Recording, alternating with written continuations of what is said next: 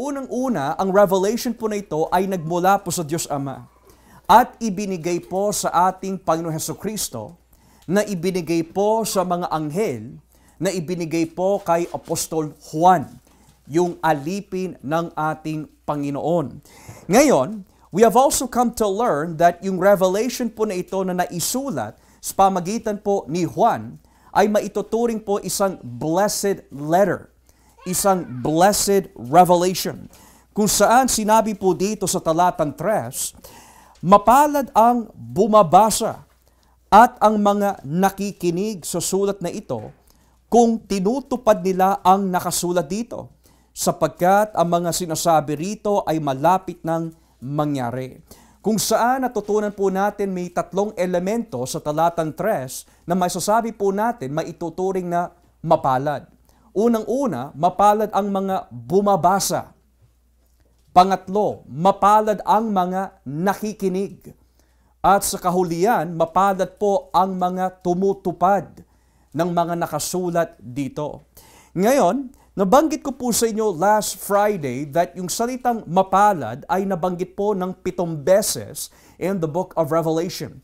Gayunpaman, it was by my fault na hindi ko po naibigay yung mga bersikulo po na ito dahil ito po ay nakalagay sa ibang nota ko ho. So ngayon, babasahin po natin ang 7 bersikulo patungkol po sa mapalad. Dito po tayo una sa Kapitulo 14, talatang 13.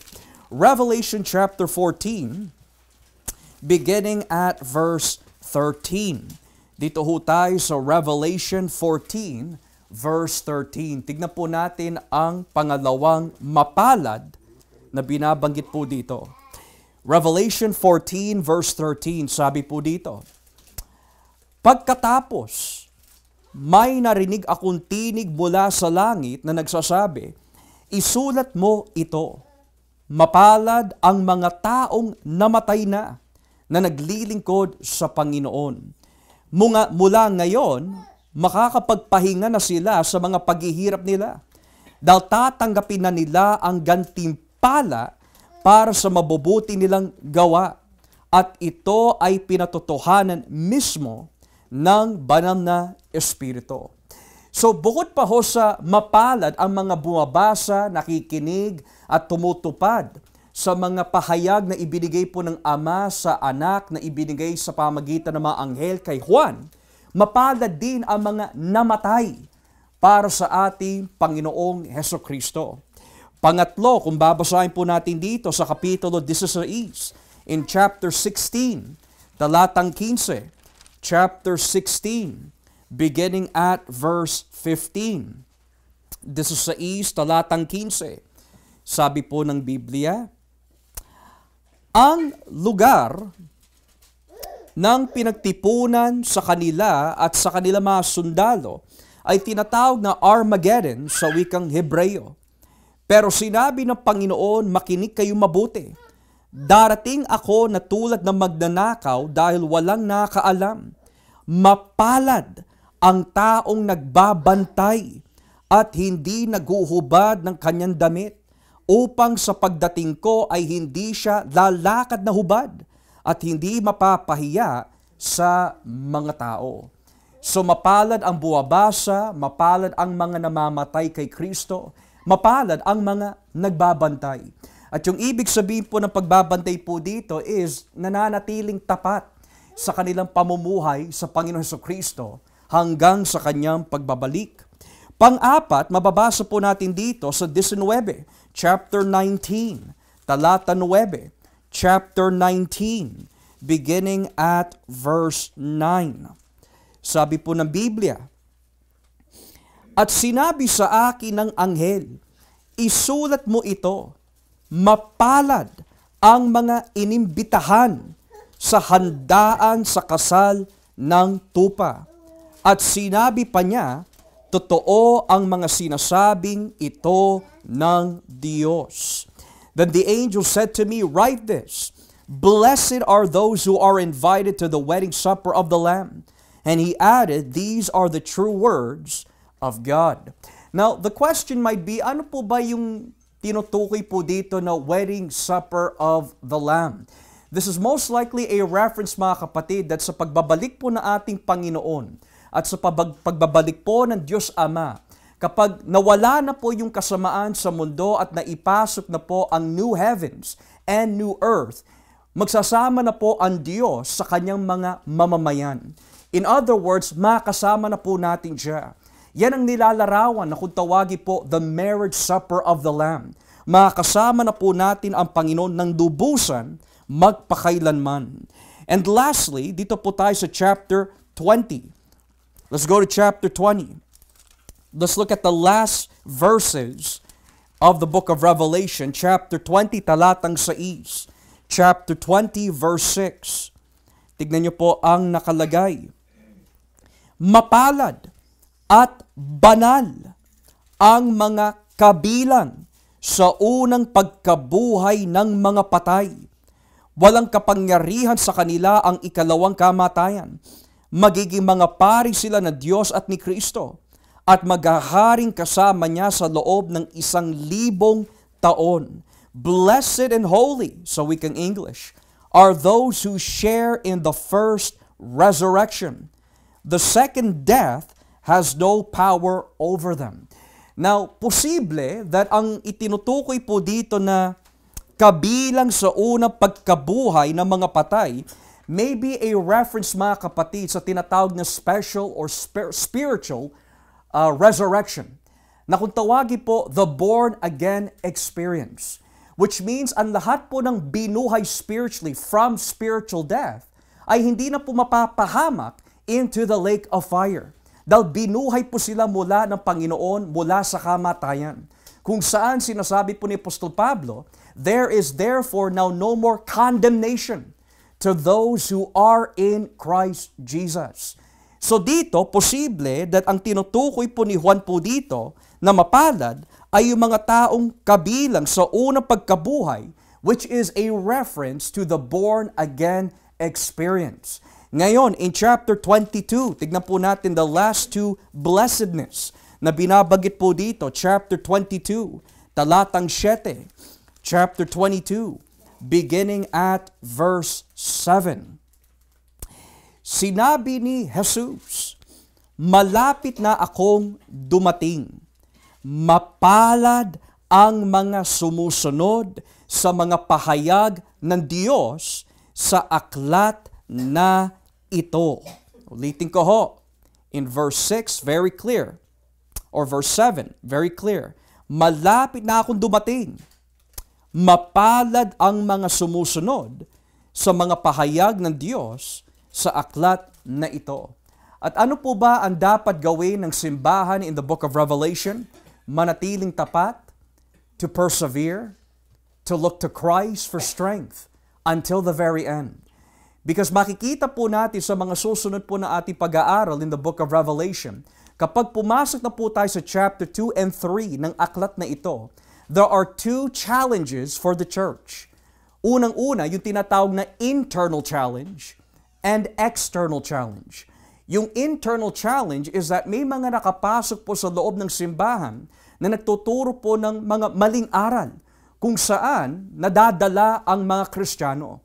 At pangalawa, yung tinatawag na external challenge kung saan yung mga temptation po na ito ay nanggagaling sa mundo, sa labas. Kung saan hinihikayat po nila ang mga Kristiyano na makipag-compromise, iwanan, pabayaan o bitawan ang kanilang pananampalataya. Pero sinabi na nga po ng ating Panginoon, mapalad ang mga susunod sa mga utos na nakapaloob sa aklat na ito. At sa kahulian, talatang 14, verse 14, ito na po yung huling mapalad, verse 14. Mapalad ang naglilinis ng mga damit nila, dahil papayagan silang makapasok sa lungsod at kumain ng bunga ng punong kahoy na nagbibigay buhay. Or in English, blessed are those who wash their robes, that they may have the right to the tree of life, and may go through the gates into the city. This is another way of saying, manatiling malinis sa pamagitan po ng pagtupad, pag-iingat ng salita po ng Diyos. And when we get into the book of Revelation chapter 21 and 22, saan po nakalocate ang punong kahoy na nagbibigay buhay? It's within the throne of God sa loob po ng new heaven and new earth. So sa madaling salita, ang sinasabi po dito ng ating Panginoon Jesucristo, mapalad po yung nananatiling tapat dahil iniingatan nila ang salita ng Diyos sa kanilang buhay sa tulong po ng Espiritu Santo dahil sila yung mga binigyan ng pribileyo na makapasok sa bagong langit at bagong lupa. So that being said, ngayon papasok na po tayo sa verses 4 hanggang 6 ng Kapitulo 1 ng Revelation. Kung ang talatang 1 hanggang 3 ay matatawag po natin introduction into the book, ang verses 3 hanggang 8, or verses 4 rather, hanggang 8 ay masasabi po natin yung pagbate ng banal na Trinidad sa 7 iglesia. Okay? Talatang 4 hanggang 8, ito yung pagbate ng Diyos sa pamagitan po ni Juan sa 7 iglesia. Ngayon, yung makikita po natin sa whiteboard, ang yung binasa po natin kanina mga kapatid, ay hindi 4 hanggang 8, kundi 4 hanggang 6. Bakit ho? Dahil makikita po natin mamaya kung lolobin ng Diyos, ang mga talatang ito na ating pag-aaralan ay punong-puno ng teolohiya mula sa lumang tipan. So therefore, kung titignan po natin ang talatang 4 hanggang 6 at isasama pa ho natin dito ang 7 hanggang 8, sigurado baka buong gabi na ho tayo dito. It is much more better to separate those two for the next Friday to come. So tignan po natin sa wikang English ang nakalagay. John to the 7 churches in Asia. Yung Asia na binabanggit po dito ay hindi yung Asia ng mga Chinese, Filipino, and all the other Asian islands and countries na binabanggit. Kundi yung Asia na binabanggit po dito ay Asia Minor. Kapag sinabi po Asia Minor, ito po ay isang probinsya sa Roma na kung tawagin po sa ating modern geography, Turkey. Turkey po ito. Okay? So Middle Eastern Turkey. Yan ang Asia Minor noon, which is Turkey po ngayon. Now, in Turkey, may 7 iglesia kung saan makikita po natin yan in our studies of chapter 2 and 3. So this teaches us that yung pahayag po ng Diyos was intended na idaan po sa anghel, idaan kay Juan, at si Juan bilang the prophet and apostle of God, ibibigay po niya specifically sa 7 simbahan na ito which are historical. Gayunpaman, bagamat these are historical churches, it is by consensus agreed upon by many Christians. Hindi lang po ito limitado lamang sa 7 historical churches, kundi ang nilalarawan ng 7 historical churches po na ito, bagamat historical, pero may kinalaman din po ito sa lahat ng mga Kristiyano of all time for all ages. So that being said, tingnan po natin ang nakalagay. Unang-una, sabi po dito, grace to you and peace from the one who is, the one who was, and the one who is to come. O sa Tagalog, sabi po dito, sumainyo nawa ang pagpapala at kapayapaang galing sa Diyos, sa Espiritu at kay Jesucristo. Kung tungkol sa Diyos, siya'y hindi nagbabago ngayon, noon, at sa hinaharap. Ngayon, itong salitang grace and peace ay madalas po natin nakikita po yan sa mga liham ng mga apostol. Whether it be Paul, whether it be Peter, or whether it be John. Ang madalas po nilang standard na pagbate is, grace and peace to you from God the Father and our Lord Jesus Christ.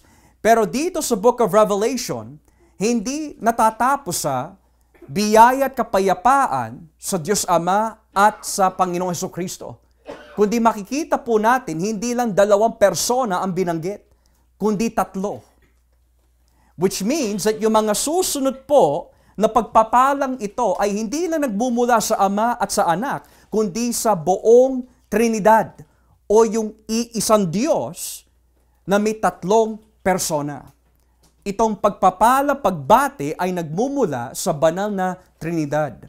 Ngayon, let us ask the question, what does it mean nung sabihin po ni Juan na ang Diyos Ama is the one who is, the one who was, and the one who is coming? So dito muna po tayo sa una, the one who is. Sa original, ang ibig sabihin po na salitang who is from the Greek words ha-on. Ha-on. Ngayon, yung ibig sabihin po na salitang ha-on is another way of saying, He is, siya nga. Ito po ay katumbas ng binanggit po sa aklat ng Exodus 3:14 kung atin po babasahin. Kung titignan po natin ang Exodus chapter 3 verse 14, ito po ang katumbas ng salitang haon or who is. Dito po tayo sa Exodus 3, talatang 14. Kung natatandaan po natin, nagtanong po si Moises, ano po ba dapat ang maibigay ko na pangalan sa mga Israelita patungkol sa inyo? Ito po ang nakalagay sa Exodus 3:14. Sumagot ang Diyos kay Moises, ako nga ang Diyos na ganoon pa rin. Ito ang isagot mo sa kanila. Ang Diyos na ganoon pa rin ang nagpadala sa akin. In English, and God said to Moses, I am who I am. And he said, thus you shall say to the sons of Israel, I am has sent me to you. Ngayon, sa isang malalim na translation sa Tagalog, ito po nakalagay. At sinabi ng Diyos kay Moises, ako yaong ako nga. At kanyang sinabi, ganito ang sasabihin mo sa mga anak ni Israel, sinugo ako sa inyo ni ako nga. I am that I am. Ngayon, kaya po siya tinawag na I am that I am dahil yun po ang nakalagay sa wikang Hebreo. Eye, asher, eye. Subalit, nung naisulat po ang lumang tipan sa tekstong Griego na kung tawaging Septuagint, ang nakalagay po doon sa Exodus 3:14 is haon. Haon din. So ngayon, ang nais po na sabihin po ni Juan dito is that yung the one who is ako nga, siya rin yung binabagit sa Exodus 3:14. Na ang Diyos Ama ng lumang tipan, siya rin ang Diyos Ama ng bagong tipan. Which is another way of saying, ang Diyos Ama, siya ang tunay na Diyos. Yun ang ibig sabihin po nun. I am that I am. Siya ay omnipotent. Siya po ay omnipresent. Siya po ay omniscient. Siya po ay lahat. I am that I am. Which is another way of saying, siya ang tunay na Diyos. Bukod pa ho dito, nabanggitin po ni John, the one who was. What does that mean? The one who was. Kapag sinabi po yung salitang was, this is another way of saying, siya po yung eternal and everlasting God. Hindi lang po siya Diyos, pero siya po yung Diyos na walang hanggan na kalikasan. He is a God with an everlasting and eternal nature. He has no beginning. He is the beginning. He has no end. He is the first and the last. Kaya sabi po sa wikang Tagalog, siya po ay hindi nagbabago ngayon at noon. He has always been everlasting. Yan po ang tawag sa ating Diyos Ama. At kung natatandaan din po natin sa mga nag-aral po of the book of Daniel, chapter 7, ano po ang isa sa mga deskripsyon na ibinigay po ng Biblia patungkol po sa Diyos Ama? Siya po ay tinatawag the Ancient of Days. At bakit po siya tinawag the Ancient of Days? Because He always was everlasting. Now, if this is going to help, for those who know the Gospel of John, chapter 1, verse 1, di ba nakalagay po doon, in the beginning was the Word. And the Word was with God. Yung salitang was is the same was na ginamit po dito, which speaks of eternality. Kung si Kristo has an eternal nature, kung si Kristo was eternally with the Father, ganoon din ang Diyos Ama. He is eternal by nature. So now that we understand that part, anong ibig sabihin po, the one who is coming? This teaches us that ang tunay na Diyos with an everlasting nature na hindi po nakatali by time is one day going to enter into creation. Makasama natin siya balang araw. Pero sa lumang tipan, meron po itong kaugnayan sa isang teksto sa aklat ng Isaiah. Basahin po natin dito sa Isaiah 40. Isaiah chapter 40. Dito po tayo sa Isaiah chapter 40. At dito po tayo sa talatang Gs. Isaiah chapter 40, beginning at verse 10. Tignan niyo po ang nakalagay mga kapatid. Isaiah 40, talatang Gs. Dumarating ang Panginoon Diyos na makapangyarihan at maghahari siya na may kapangyarihan. Dumarating siya dala ang gantimpala para sa kanyang mga mamamayan. And then verse 11, aalagaan niya ang kanyang mga mamamayan gaya ng pastol na nag-aalaga ng kanyang mga tupa. Kinakargan niya ang maliliit na tupa at maingat niyang pinapatubayan ang mga inahing tupa. So ito'y nagtuturo that one day, which of course we see was fulfilled also in Christ, pero one day, ang Diyos Ama mga kapatid ay makasama na mga Kristiyano.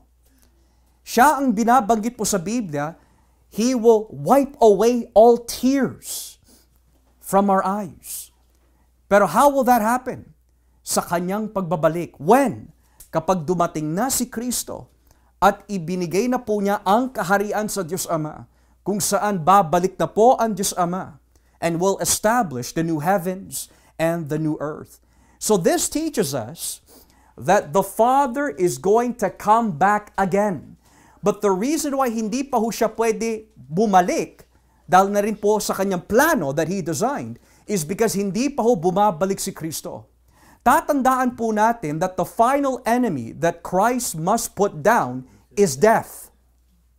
The reason why the Father and humanity has been separated is because of sin.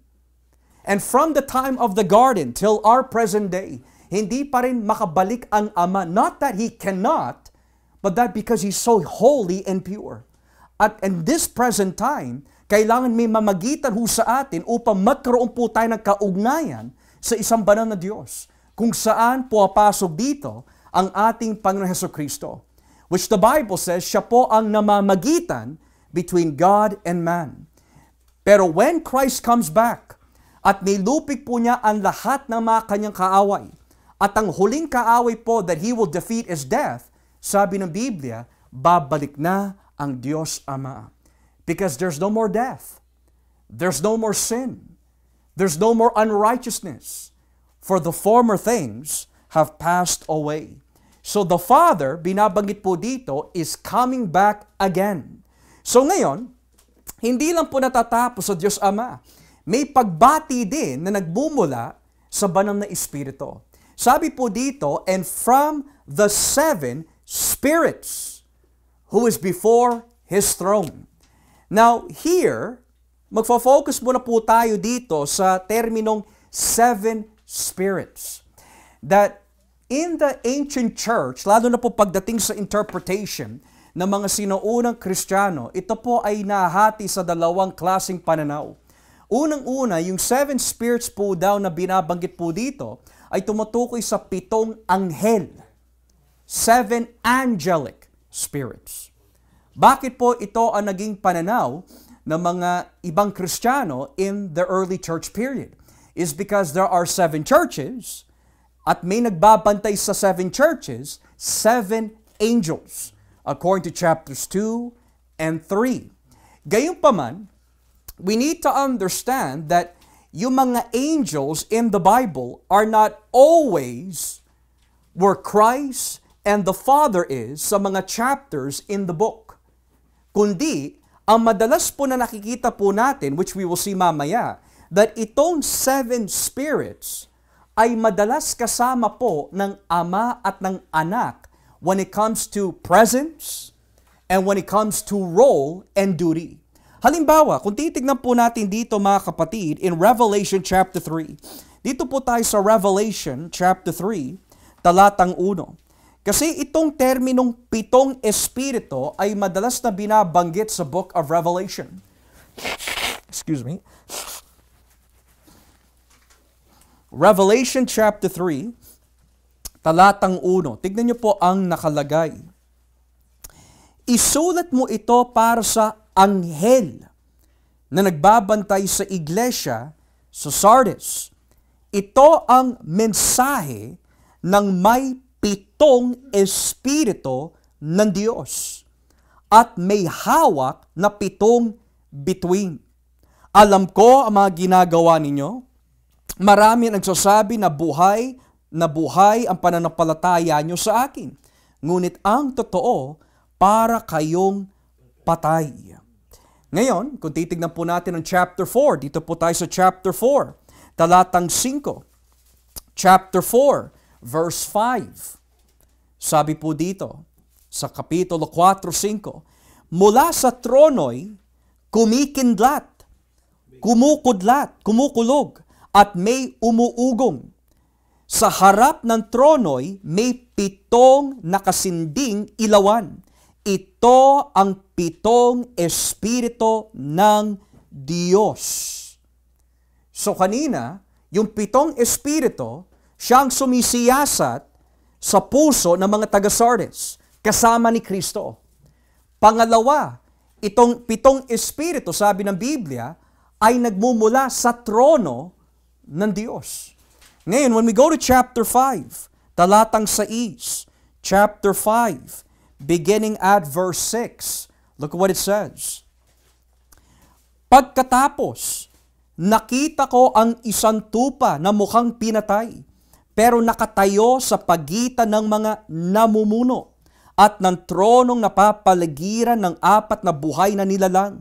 Meron itong 7 sungay at 7 mata na siyang 7 espiritu ng Diyos na isinugo sa lahat ng lugar sa mundo. So 2 out of the 3 verses na binasa po natin in Revelation is that itong 7 espiritu na binabanggit po dito is always near the throne. Pangalawa, lagi niya kasama ang Panginoon Hesukristo pagdating sa tungkulin. So ngayon, if this is a reference to the 7 angelic spirits, there is a problem. Dahil hindi nababasa ng mga anghel ang puso ng mga tao. That attribute belongs solely and only for God. He is the only one that can read the hearts and minds of the people. Pangalawa, the Bible teaches us He is before the throne. He is so close to the throne of God that He's literally in front of it.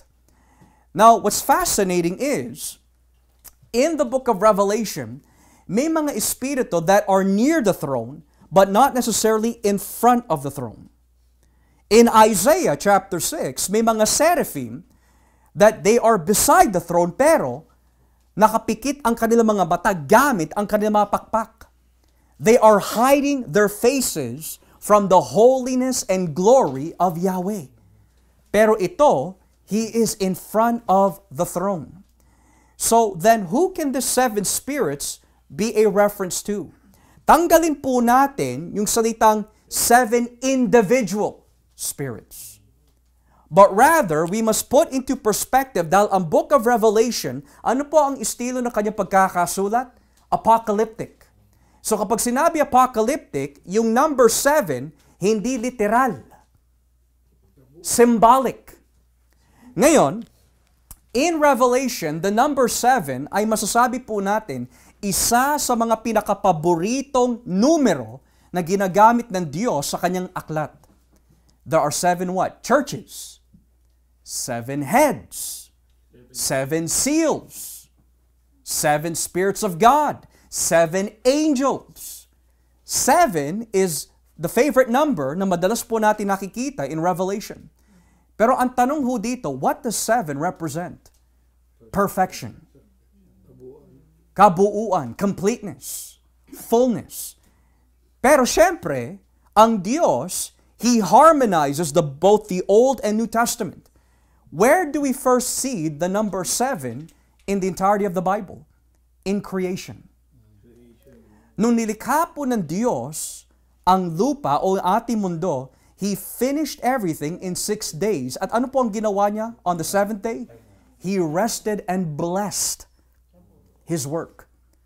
So by the mindset of the Jews during that time to our present day, sa pag-aaral po ng Biblia, it has become a rabbinical understanding that the number 7 represents the perfection of God due to His creative work. So dito, kung i-apply po natin ang number 7 sa banal na espiritu, this is another way of saying the perfect, powerful, matchless, omnipresent, omniscient, omnipotent, Holy Spirit of God. Hindi po siya dapat unawain bilang 7 individual Holy Spirits, kundi the perfect Holy Spirit. Ngayon, hindi lang po natatapos diyan yung patungkol sa description of the Holy Spirit, pero look at His location. He is before His throne. Now, may mga katanungan ho dito. The Father is on the throne. Yan ay madalas na makikita sa Biblia. He's always on the throne. Si Kristo, figuratively speaking, nakaupo saan? Sa kanan ng Diyos Ama. Pero wala ho tayong mababasa that the Holy Spirit ever sat down on a throne. Kaya ang nagiging tutol po laban sa ikatlong persona ng banal na Trinidad is that the Holy Spirit, He's either a lower God or He's not God at all. Puwersa lang siya. Kapangyarihan lang ho siya. Elemento lamang siya. He's nothing more than that kasi dito, He's before the throne, in front of it, but He's not sitting on it. We must understand, mga kapatid, that what God is presenting here in this vision is not just yung pwesto ng bawat persona ng Trinidad, kundi yung kanilang gagawin in redemptive history for the church. In other words, the reason why He is before the throne and not sitting on it is because the role of the Holy Spirit is to be sent out to convict, to illuminate, and to do the duty that He has taken in the role of redemptive history. Okay? Lagi ho natin tatandaan po yun. He is sent out to convict. He is sent out to convince. Kaya tuwing may binabanggit po ang Panginoong Jesus in the 7 churches, saan po sila natatapos? He that has an ear, let him hear what the Spirit says to the churches. So ang trabaho po ng banal na Espiritu in this context ay hindi umupo sa trono, but then His role rather is to be sent out as the eyes of Christ, as the conviction of Christ, and as the message of God Almighty. Yan ang kanyang tungkulin. Kung si Kristo ay pumarito po bilang alipin, ang trabaho po ng banal na Espiritu is to be sent out to convict, to apply salvation para po sa mga pinili ng Diyos Ama. So that being said, mga kapatid, let us continue on. Sabi po dito, pagkatapos po banggitin ang ikatlong persona ng Trinidad, look what it says here about Christ. And from Jesus Christ, the faithful witness. Ngayon, it is fascinating na ang tawag po kay Kristo ang tapat na saksi. Okay? Na bago ko po ipaliwanag ho ito, may mga ilang bersyon ng tekstong Griego na ganito po ang nakalagay. Nakalagay, the faithful, comma, and then the witness, comma. Pero, sa mga ibang bersyon naman ng tekstong Griego, nakalagay, the faithful witness na walang kama sa gitna. Whatever the case might be, it doesn't change the meaning.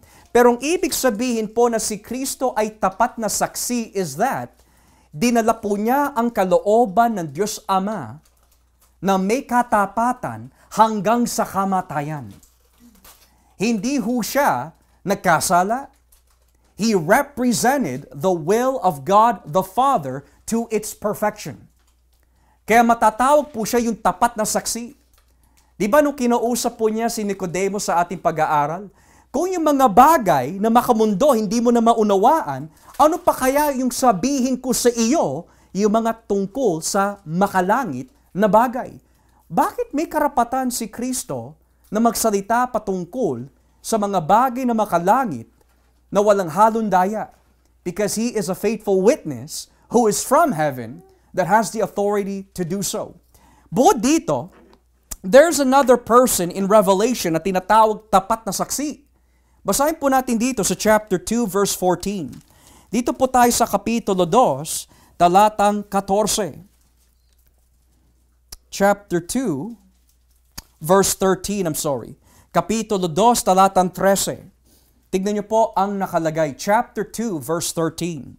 Sabi po dito, alam ko na kahit nakatira kayo sa lugar na hawak ni Satanas, ay nananatili pa rin kayong tapat sa akin, sapagkat hindi kayo tumalikod sa pananampalataya ninyo sa akin, kahit noong patayin si Antipas, na tapat kong saksi riyan sa lugar ninyo na tirahan ni Satanas. So bakit po tinawag si Antipas bilang tapat na saksi? Does that mean siya po ay ka-level ng banal na Trinidad? Does that mean siya po ay perpekto? The answer is no. The reason why tinawag po si Antipas bilang tapat na saksi is because hindi po niya iniwan ang pananampalataya hanggang sa kanyang kamatayan. Ganoon din po si Jesus. Ibinigay po ng Diyos Ama ang kanyang kalooban sa kanyang buktong na anak. At tinupad ng anak sa pangangaral, sa pamumuhay, ang kalooban ng Ama hanggang sa kamatayan. At dahil po dito mga kapatid, siya lang ang natatanging tapat na saksi. And it is interesting kasi kung babalikan po natin ang chapter 1, basahin po natin ang talatang 2, tignan niyo po ang nakalagay po dito. Chapter 1, beginning at verse 2, tignan niyo po nakalagay. Kung natatandaan po natin, sabi po dito, at pinapatotohanan ko, referring to John, ang lahat ng nakita ko tungkol sa inihayag ng Diyos at sa katotohanang itinuro ni Hesukristo. Bakit po katotohanan ang binanggit po ni John po dito patungkol sa katuruan ni Kristo? Dahil siya ang tapat na saksi. Pangalawa, ang description din po kay Jesus is that He is the firstborn from the dead. Ang panganay, ang unang nabuhay mula sa kamatayan. Ngayon, may mga minamahal po tayo na Jehovah Witnesses that kapag binanggit po nila ang Panginoong Hesukristo, ang kanilang madalas na itinuturo is that si Jesus ay hindi Diyos, kundi isang espesyal na nilalang. Bakit po isang espesyal na nilalang? Because para sa kanila, He is nothing more than a creature dahil nakalagay nga po, He is the firstborn, panganay. So para sa kanila, ang ibig sabihin po na firstborn, siya ang unang nilikha ng Diyos. Pero yan po ba ang ibig sabihin ng firstborn? Kasi sa Biblia, madalas po binabanggit na si Kristo po ang unang nabuhay mula sa patay o yung panganay ng iglesia. Halimbawa, kung babasahin po natin dito sa Colossus Kapitulo 1, dito po tayo sa Colossians chapter 1. At dito po tayo sa talatang 17. Colossus 1:17. Colossians 1 verse 17. Look what it says. Bago pa man likhain ang anumang bagay, naroon na si Kristo. At sa pamagitan niya, ang lahat ay nananatiling nasa kaayusan. Verse 18, si Kristo ang ulo ng iglesia na kanyang katawan.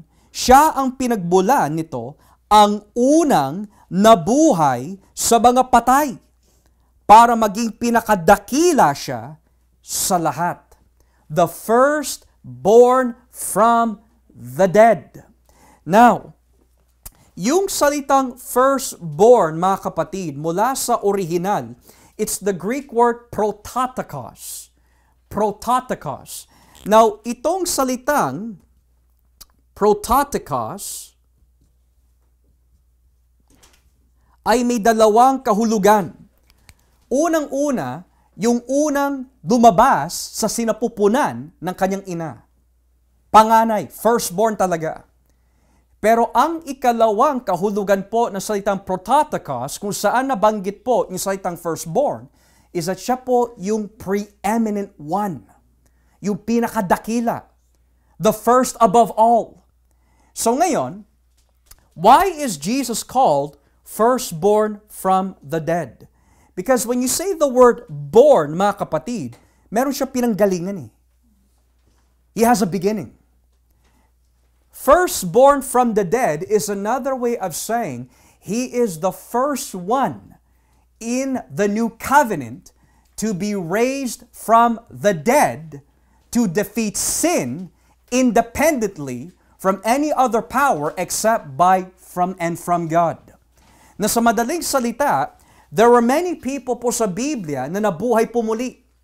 Si Lazarus ay bahagi po dito. Sa ministeryo po ni Elisha at Elijah, ginamit po sila ng Diyos to resurrect someone and to heal people. Si Pedro, ginamit din po ng Diyos, and many others to resurrect. Pero how is Jesus different as the firstborn from the dead? Is because He alone defeated death, sin, and the grave, and He never died again. Si Lazarus, nabuhay muli, but he died again. In the book of Acts, maraming binuhay po muli. Kahit nga po yung lalaki na nakaupo sa isang gilid near the window nung nangangaral po si Pablo, sobrang haba ng kanyang pangangaral. Ano nangyari? He fell and he died. Pero anong ginawa po ni Pablo? By the power of God, raised that individual from the dead. But of course, he died again. Si Kristo is the firstborn because He resurrected and never died again. Kaya tingnan niyo po nakalagay dito in Revelation chapter 1. Let's go back to Revelation chapter 1 and let us read here, mga kapatid, what it says in let's start in verse 12. Revelation chapter 1, verse 12. Nang marinig ko ito, lumingon agad ako upang tignan kung sino ang nagsasalita sa akin. At nakita ko ang 7 ilawang ginto. Now if you skip down to verse 18, now that we understand who's speaking, that's Jesus, verse 18 says, ako'y buhay magpakailanman. Namatay ako, pero masdan mo, buhay ako, at hindi na muling mamamatay. Nasa ilalim ng aking kapangyarihan ang kamatayan at ang lugar ng mga patay. Ito po ba ay masasabi ni Lazarus na siya po ay binuhay noong panahon ni Kristo? Ito po ba ay masasabi po nung lalaki na binuhay po ni Pablo in Acts? No. Kasi nung binuhay sila, later on, namatay din po sila. Pero si Kristo is firstborn in the sense, as He took on flesh, He resurrected from the dead and defeated death and therefore can no longer die. Kaya nga mga kapatid, dahil po si Kristo po ang ating panganay when it comes to the flesh, dahil siya ay nagkatawang tao, ang sino man na kay Kristo ay mararanasan din po nila ang muling pagkabuhay if the Lord tarries. We will be given a glorified body. Kaya nga ang pangako po ng Diyos pamagitan nila Pablo is that the dead in Christ will what? Rise first. there will be a general resurrection. Ngayon, bukod pa ho dito, the next thing that we see is that si Kristo, He's not only the firstborn, He's not only the faithful witness, but He is the ruler of the kings of the earth. Kings of the earth. Sino po yung mga hari na binabanggit po dito? Well, there's a mixture. Some suggest these are good kings. There are those who just suggest that these are bad kings. But sa aking pagkakaintindi, perhaps it's a mixture of both bad and good. Halimbawa, unahin muna po natin yung mga masasamang hari. Dito po tayo sa Kapitulo 17, Revelation 17. Talatang 2, Revelation chapter 17, beginning at verse 2. Tignan niyo po ang nakalagay in Revelation chapter 17, beginning at verse 2. Sabi po dito, nakipagrelasyon sa Kanya ang mga hari sa buong mundo sa pamagitan ng pagsunod sa mga itinuro Niya. At ang mga tao naman sa mundo ay parang nalasing sa mga itinuro Niyang kasamaan. Chapter 18, dito po tayo sa Kapitulo 18, talatang 3. Chapter 18, beginning at verse 3. Look what it says. Nangyari ito sa lungsod ng Babylonia dahil inakit nito ang mga tao sa buong mundo na sumunod sa imoralidad niya na kinamumuyan ng Diyos.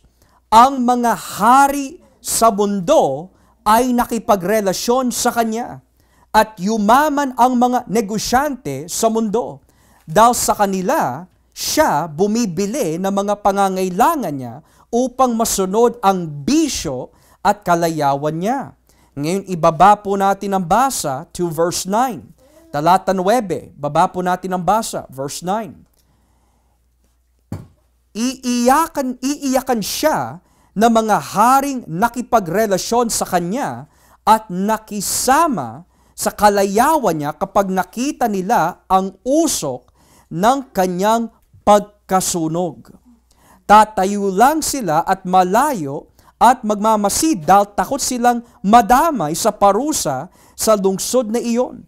Sasabihin nila, sayang, sayang ang sikat at makapangyarihang lungsod ng Babylonia. Sa loob lang na maikling panahon ay naparusahan siya. Iiyak at magdadalmahati sa kanya ang mga negosyante sa buong mundo dahil wala nang bibili ng mga paninda nila. So dito, ipinapakita po sa atin ng Biblia, lalo na in Revelation, that the kings of the earth na binabanggit po dito ay tumutukoy din sa mga masasamang hari. At paano po sila naging masamang hari? Dahil yung doktrina na mali ay kanilang ibinibigay sa mga tao at kanilang tinatanggap bilang tamang doktrina. Nang ibig sabihin, ang doktrina ng kamunduhan.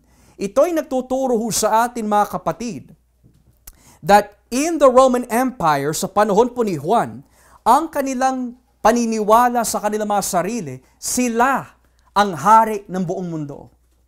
Sila ang makapangyarihang Panginoon. We are the Lord, yung mga Caesars.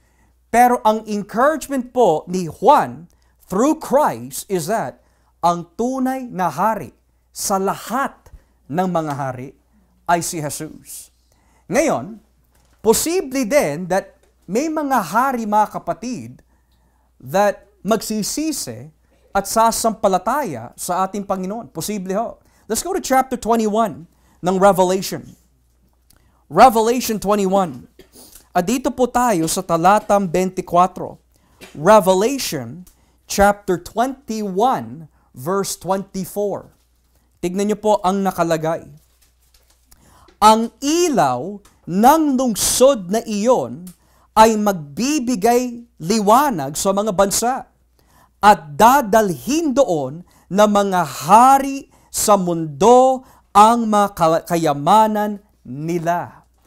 So this teaches us that may mga makapasok po at the new heaven, new earth that were kings of the earth, that were evil, pero naliwanagan, nabuksan, dahil po sa convicting power ng Espiritu Santo through the message of Christ. So dito, mapamasamang hari o mabuti, si Kristo ang Panginoon ng mga Panginoon. Hari ng mga hari. At bakit po yan nagbibigay po ng encouragement sa 7 simbahan at lalo na ho sa atin? Well, nabalitaan po natin that si Prime Minister Trudeau ay buwaba na. Ang lahat po ng tao ay nagagalak. May mga tao na lulungkot. Pero kahit sino ho ang ilagay po natin sa pwestong iyan, it's not gonna make a difference kasi whether it be a bad Prime Minister or a good Prime Minister, ang hari ng mga hari ay ang ating Panginoong Hesukristo. So dapat hindi ho natin ibinibigay ho ang ating pagkakatiwala sa mga tao. For the Bible says in Psalms, "Cursed is the man that places his trust in princes, but blessed is the man who trusts and hope is in the Lord." Kaya no matter what happens, dictatorship, communism, kasamaan ang maghari sa ating mundo, God is sovereign. He is the King of all the kings of the earth. That being said, let's look at the last statements about Christ. Kung dito, mga kapatid, kitang-kita ho natin that He is called the faithful witness, the firstborn, and the ruler of the kings. Lahat po ito ay mga titulo para po sa persona ni Jesus. Yung mga susunod na babanggitin po dito ay patungkol naman sa kanyang mga gawa. Kung sa unang clause, tumutukoy po ito sa kanyang persona, ang mga huling nabanggit po dito ay tumutukoy sa kanyang mga gawa. So bilang tapat na saksi, bilang firstborn, bilang ruler, ano po ang ginawa niya? To the one who loved us. Minahal po tayo ni Kristo. Pangalawa, and released us. Pinalaya mula po saan? Sa kasalanan. At ano po ang naging instrumento para magawa ni Kristo ito? In His blood. Yung blood na tinutukoy po dito, I want to be careful with this. Pero when the word blood is used in the New Testament, sa gitong klaseng konteksto, it's not really pertaining dun sa literal na dugo ni Kristo. But blood is another way of saying kamatayan. Yung kanyang pagkamatay. Okay? Now, I don't want to be called a heretic for this dahil may mga ibang mga ngaral, kagaya po na ating kapatid na si John MacArthur, pinagbintangan po siya ng mga tao that nung itinuro po niya that yung dugo, yung literal na dugo, ay hindi yung tinutukoy po dito, kundi tungkol sa kamatayan, ang sabi po ng mga ilang tao, he is a heretic. But we have to understand that when the word blood is used in the New Testament, kagaya po ng banal na hapunan, drink of this, for this is the blood of the new covenant, Jesus is not saying this is literal blood. What He's saying is that the reason why mayroon bagong kasunduan, dahil ako'y mamamatay para sa inyo. It's euphemism. Kapag sinabi po yung salitang euphemism, it is one word that is not as harsh, that means another word for it. Halimbawa, sa Biblia, the Bible says, "And those who are asleep will rise again." Well, ano po ang ibig sabihin, na salitang sleep? Does that mean literally natutulog? No. It's just another way of saying, in a less harsh way, patay. But in another sense, kaya sila tinawag sleeping, dahil ang kanilang kamatayan ay temporal. Gigisingin po sila. In some sense, blood, mga kapatid, ang ginamit po ni Juan dito, under inspiration, because this goes all the way back to the Old Testament in Leviticus. For the life of the flesh is in the blood. Which means, ano po ba ang nakapagbibigay ng atonement? It's blood. What gives life? Blood. Bukod pa ho dito, don't forget this, mga kapatid, loved us and released us from our sins in His blood. Itong salitang released and in His blood ay may kaugnayan sa Exodus. Israel is the only nation historically that was brought to creation in the sense through blood. Halimbawa, ang Israel, ang mga Hebreyo, hindi sila pwede dumaya from Egypt na walang nangyayari na atonement. At ano po yung atonement na nagpalaya sa kanila? The Passover lamb. Hindi sila makakalabas unless a lamb was sacrificed. That's the old Israel. The new Israel, kagaya ng old, we were released from the powers of this world under the dominion of Satan by the blood of Christ, na kung tawagin po ng mga theologians, the new Exodus. Kung sa lumang Exodus, ang ginamit po ng Panginoon ay si Moises at inutos ng Diyos kay Moises, shed the blood of a lamb, Passover lamb, pagdating sa bagong tipan, who is the greater Moses? Si Jesus. And who is the greater lamb? Si Jesus. And who has the power to release us from this age? Si Jesus. Kaya there is a typological or typological connection sa book of Exodus. Ngayon, bakit po ginawa ni Jesus ito para sa atin? Dahil po sa kanyang pagmamahal, pinatawad, pinalaya niya ho tayo upang gawin po ano? Made us a kingdom priest to God and His Father. What does that mean? Ginawa po tayo mga hari o kaharian, in literal, kaharian at pari. Ginawa niya ho tayo bilang kaharian at mga pari. Well, in the Old Testament, ano po ba ang trabaho ng mga pari? Sila po ang ginamit po at inatasan ng Diyos na mamagitan para sa mga tao. Hindi ka pwede pumasok sa presensya ng Diyos in the tabernacle kung hindi ka pare na may alay. Hindi po pwede isang pangkaraniwan na tao ay pwede pumasok sa loob ng templo kung wala po siya sa opisina ng pagiging pare. Ang trabaho po ng mga pare is to mediate the presence of God for the people.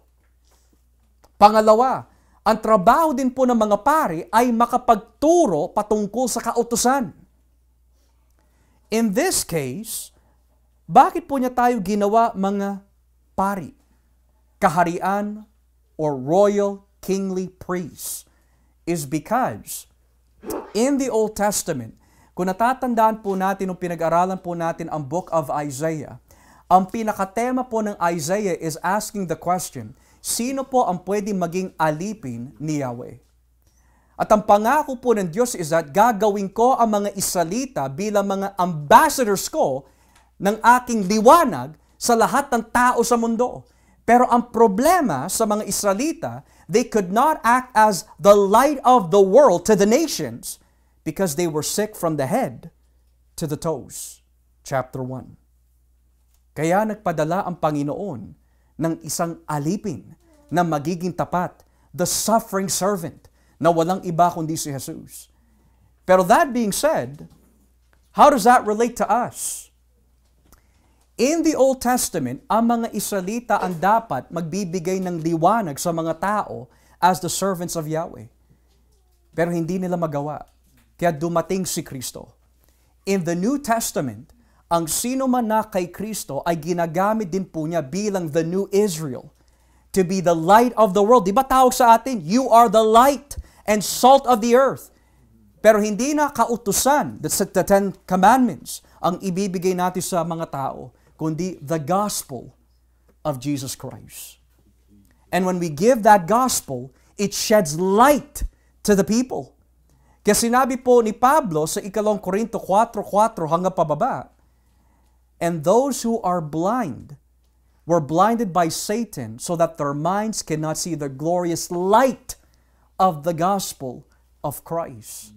So kapag sinabi po ng Biblia, tayo po ay light of the world, yan po ay katumbas ng you are priests. Because you are mediating the gospel sa mga tao na kaaway ng Diyos. Namamagitan ka in a sense.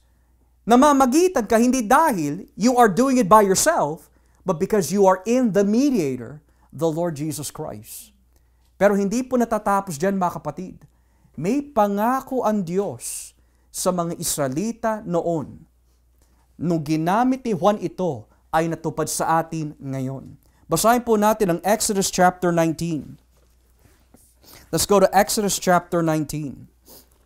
At dito po tayo sa talatang 5. Ano po ang pangako ng Diyos sa mga Israelita na natupad sa mga na kay Kristo Jesus? Exodus chapter 19, beginning at verse 5 to 6. Tignan niyo po. Kung lubos ninyo akong susundin at tutuparin ang aking kasunduan, pipiliin ko kayo sa lahat ng bansa para maging mga mamamayan ko. Akin ang buong mundo. Pero magiging pinili ko kayong mamamayan at magiging isang kaharian ng mga paring maglilingkod sa akin. Sabihin mo ito sa mga Israelita. Mga kapatid, sa panahon po ng mga Israelita, hindi lahat ng mga Hudyo ay pwede maging pari. Maliban kung ikaw ay nagmula sa angkan po nino, Levi. In the New Testament, ang bagong Israel, which is the Jews and Gentiles. Because you are from Christ, and Christ is greater than the Levitical priesthood. Lahat tayo, lalaki, babae, matanda o bata, matalino or whatever. You are all priests before God. You know why? Because of Christ. This means, sa buod, kaya ka tinawag priest is because sa lumang tipan, priest has access to the presence of God. Well, why do we pray? Bakit tayo ini-encourage po ng mga apostol sa kanilang mga liham? Pray without ceasing. Kausapin mo lagi ang Diyos Ama. When you pray, Abba Father, when you pray, Holy Father, hallowed be thy name. Bakit yan po ay madalas na inuutos sa bagong tipan? Is because of Christ, ginawa po niya tayo mga pari so we can have 24/7 access to the Father. And that's why Jesus says, without me, you cannot have access to God the Father. I am the way, the truth, and the life. No man comes to who? The Father, except by me. So this is an encouragement po sa atin mga kapatid, that because you have access to God, you have access to the one who is God, who is eternal, who is powerful, who is omnipotent and sovereign. So anything that you ask according to His will, ay tutuparin po niya. Ngayon, that being said, after maibigay po ni Juan kung saan nagbumula ang biyaya, because they need that to persevere. We need that to persevere. At yung kapayapaan, to have a peace of mind and peace in our relationship with the Father, saan po nagbumula ang biyaya at kapayapaan? Sa Diyos Ama, Diyos Anak, Diyos Espiritu Santo. And now that we understand the theology of this, ano po ang dapat gawin ng church when they understand who their God is? To Him be the glory and might forever. Yes. Amen.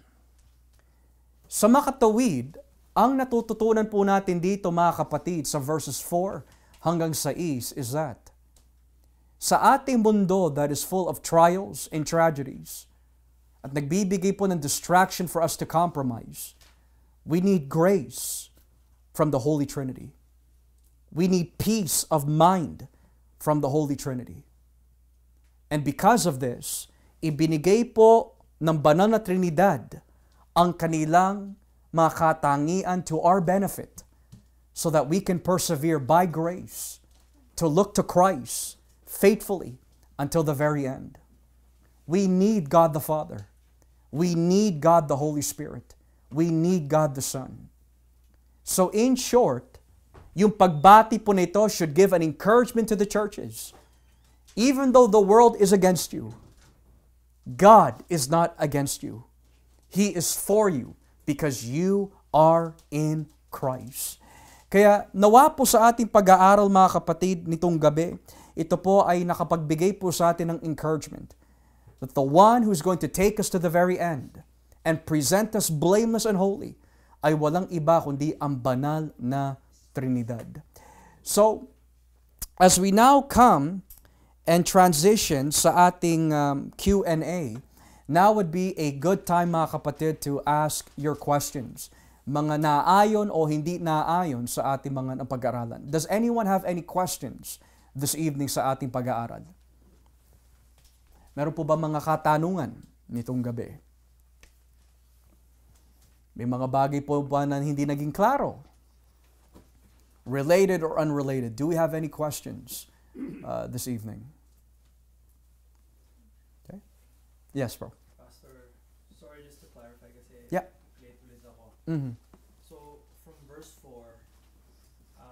as John is giving the revelation of Jesus Christ to the churches, yung sinasabi niyang from Him who is and who was and who is to come, that pertains sa Diyos Ama. That's God the Father, yeah. That's God the Father. Now, when we get to verse 8, Lord willing, next week, that could be a reference both to the Father or perhaps it's a reference to Christ Himself. Because whatever the Father is, ganun din ang anak when it comes to attributes. And there's support for that in other passages of Revelation. I also explained, that I don't know if you were here, but the word who is, haon, in the original, is the exact same wording in the Septuagint of Exodus 3:14. Yeah. Okay. Yes, go ahead. Is that, like linguistically, that's the reason why we can tell na that pertains to the Father? Or is it because dahil this is Jesus Himself giving this revelation to John? Nasabi in the earlier verses kasi Jesus is giving His testimony to John, His servant. He's talking about the Father as He's revealing this to John. Or is it just strictly dahil, in Greek yung haan nga yung ginamit? Or Well, the thing is, Bayaw, that yung pinag-aralan natin from verses 1 to 3 is not just strictly to the Father, but rather to what's going on into the entire book that's from the will of the Father. So that revelation na nagmula sa Ama is God's delight and will for the churches that will bring Him glory sa mga magaganap. Ngayon, what John is doing here is that he's explaining who the Father is in this way, connecting it back to Exodus 3:14. Ngayon, yung Exodus 3:14, kaya napakahirap na sabihin that Exodus 3:14 is strictly about Jesus is because ang Ama, ang Anak, at Espiritu Santo, they're Elohim. They're Yahweh. Right? Kung sasabihin natin that's only Jesus, it's a problem kasi there's nothing in Exodus 3:14 that suggests, at least in a very strong way, that this is only limited sa anak. Now, there are allusions na binabanggit sa John, such as the John 8:58 or yung mga ibang passages of I am. But it would be wrong to say that the Father is not Yahweh, the Holy Spirit is not Yahweh. Kasi ang tawag nga sa banal na is Yahweh. Right? So, yun ang ibig sabihin nun. The reason why they kept it as haon is so that the readers of the Old Testament during this time can see yung connection. Yeah. The same God of the Old is the same God of the New. Yeah. so not necessarily related sa Revelation, pero Yeah. just to piggyback dahil nabanggit mo, we can't apply it na strictly kay Kristo lang, for example. Now going sa mga passages naman sa Lumang Tipan, if there have been like theophanies, let's say in a form of a human being or whatnot, can we also then say na yung theophanies in human form doesn't necessarily apply to the second person, hindi lang kay Kristo ma-apply yun? Or is it more kay Kristo kasi nga normally, at least from what I know, yun ang mga view ng some theologians. Of course, whenever, yeah. Whenever there's a theophany na human yung nagpapakita, they say it's the pre-incarnate Christ. Yes. Or are we not supposed to apply na kay Kristo lang yun? Yeah. The thing is, Bayo, I would say that the most safest way to answer it is to answer it with there's a big possibility, rather than just being concrete and saying this is strictly Christ. Kasi if we say that every movement on earth per se is that it's pertaining to Christ, and I believe a majority of it is, then we would also have to say that when God walked in the garden, that was also strictly Christ. Yeah. Well, why not could it not be the Father? Yeah. Why not could it not be the Holy Spirit? But then again, there is some great implications that most of the time na nagpapakita ang anak, in a sense, it's a Christophany. It's a Christophany, kagaya ng Joshua chapter 5. Nagpakita yung Lord of Shabbath kay Joshua, which some suggest that it's in fact Jesus. Or yung binanggit in Genesis 18, where nasabi ito ni Kristo in the Gospel of John, and Abraham was glad to see my day. So there are those who suggest, well, what day was he referring to? Nung nagpakita si Jesus kay Abraham with the angels. But then, we cannot be concrete about it. There's a possibility, but not concrete. Okay? Kailangan lang talaga natin mag-ingat just for the sake of ano. Okay? Anyone else have other questions that they would like to ask? Brother June. So, tama yung kapatiran natin may nakausap kanina. Tama siya, walang dinosaur na nakalagay sa Bible. Tama siya, I agree with him. Pero, bakit sabi ng mga theologian, yung mga beast of the sea, yung mga ano, Leviathan? yeah, they're dinosaurs. Well, I'll give you two answers po. The Old Testament, nung naisulat po ito, it was during the period of the Mesopotamian era. And what I mean by Mesopotamian era is that they were living at a time that nakapaligid po sa kanila yung tinatawag na ancient Near Eastern nations and literature. Ngayon, in the ancient Near East, ang madalas po tawag sa mga sea monsters sa kanilang paniniwala is Leviathan. Ngayon, the question is, saan nabanggit po yung salitang Leviathan in the Old Testament? The book of Job. So ang tanong po dito, ano po ang estilo ng pagkakasulat ng Job? Is it literal in the sense of everything that's said there is to be literally interpreted as is? Or is it poetical? So ngayon, kung sasabihin po natin, the book of Job is poetical, then yung nabanggit po doon, Leviathan, na kinuha po with a hook, could pertain to two things. Either, literally, there was a creature na malaki during that time na nahuhuli po ng mga mangingisda. Or it could be poetically a reference that Leviathan represented evil. Because snakes represented evil in the ancient Near East. So, kung yun po ang ibig sabihin po noon, then poetically, maaari ang ibig sabihin po ng Leviathan in that context is that ang Diyos ay may kapangyarihan sa lahat ng kasamaan, which Leviathan represents. To which nakita po natin in Revelation 12, ano po tawag kay Satanas? Yung great old dragon, serpent, nakatumbas ng Leviathan in the Old Testament. But then, I'm open po sa dalawang options. I don't disagree na may mga dinosaurs po noon, but tama ho kayo that ang focus po ng Biblia is not on dinosaurs. But there's a possibility that Leviathan could have been a dinosaur, we don't know. Sea creature po siya na malaki, that's for sure. Okay? Loch Ness Monster, I don't know. Kasi tama yung kapatiran na wala akong ano dun nabuksan ako dun. Pero initignan ko rin, wala naman yung Trinity sa Bible din. Sure. Wala din yung rapture sa Bible. Sure. So, anong, Sure. Yeah, sure. And I agree with you, Brother June. I'm fascinated. See, Jasmine, mahilig po siya sa dinosaurs. But if she were to ask me nga, like, where do we find it? I'm gonna have a hard time.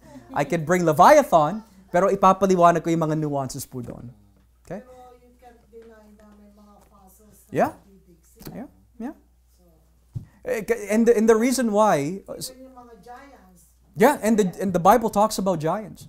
But the reason why, I'm not against this, okay? I'm not against this.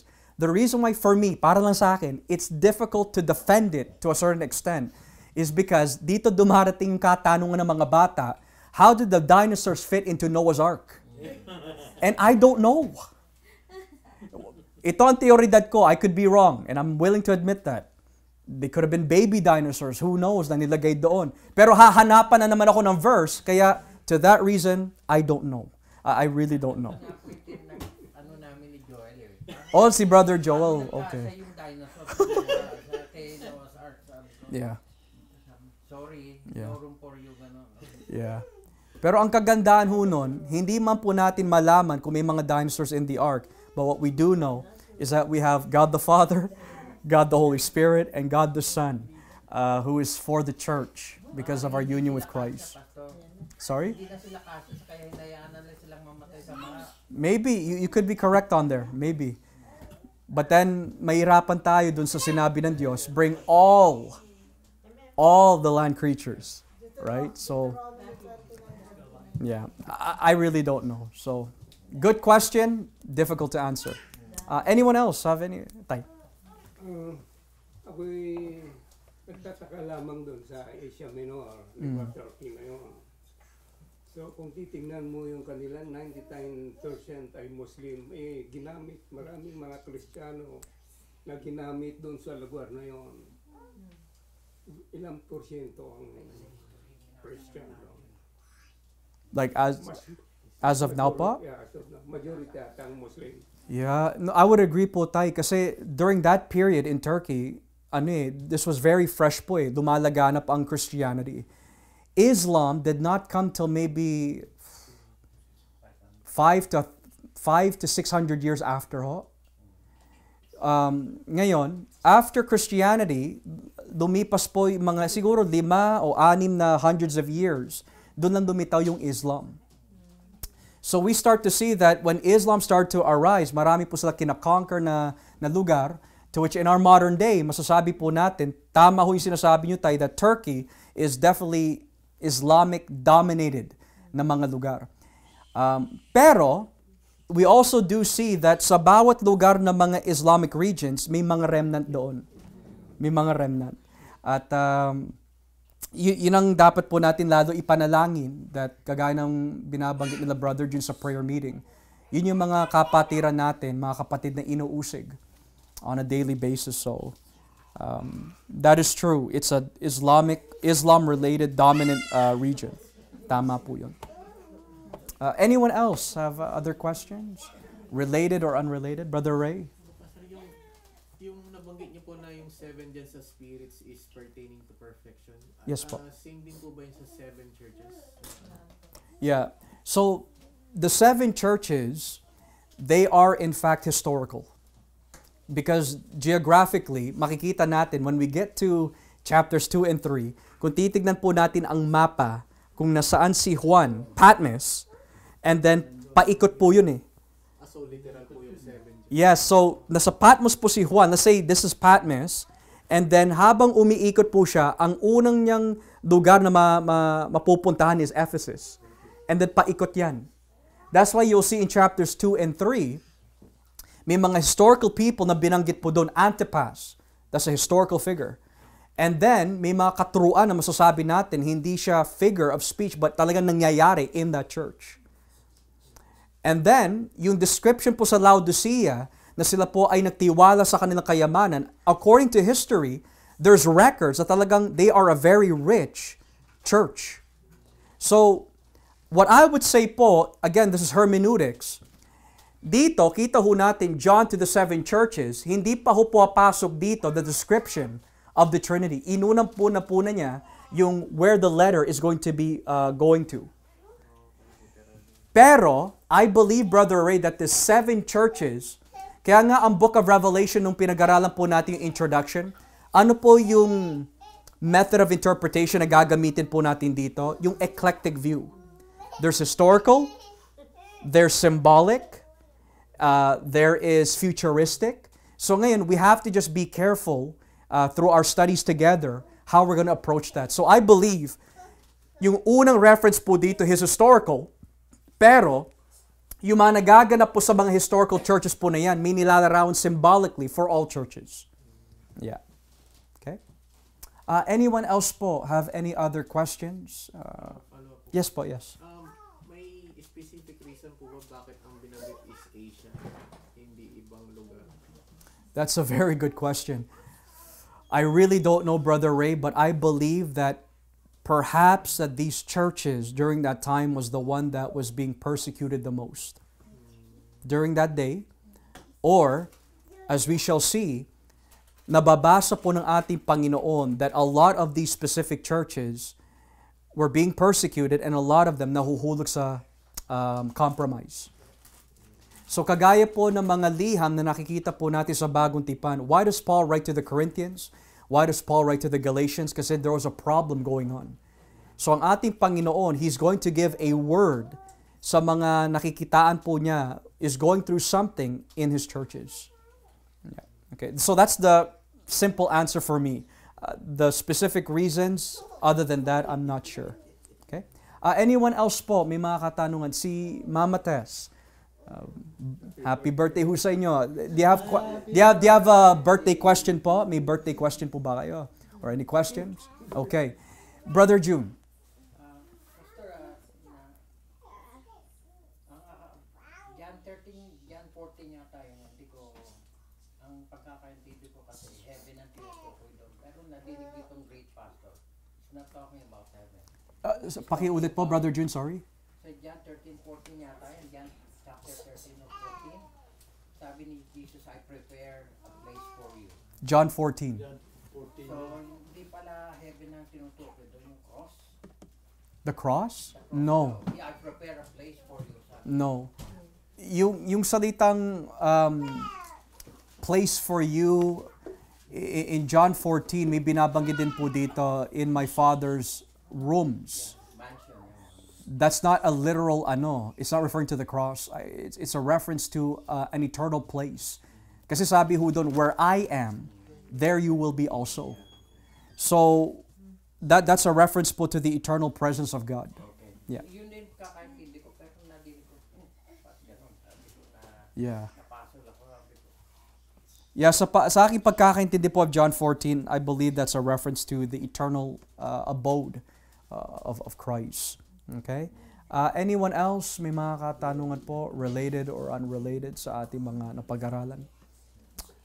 Okay? So, kung wala na po tayong mga katanungan, and I pray that this has become clear, tayo po ay magbigay na po ng doxology sa ating Panginoon.